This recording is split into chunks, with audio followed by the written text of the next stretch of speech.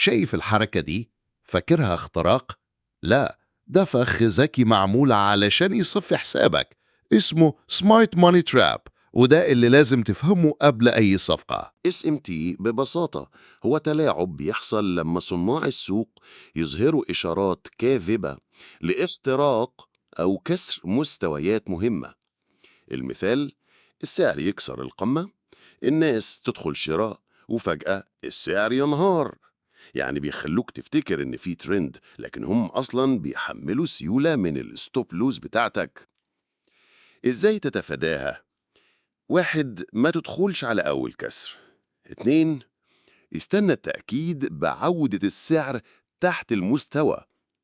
3. اربط ده مع الأوردر بلوك أو FVG القريب، وده يخليك تدخل من نفس مكان الأموال الذكية مش ضدها. لو دي أول مرة تسمع عن فخ سيولة SMT، اوعى تمشي، لسه في خدعة تانية السوق بيستخدمها ضدك.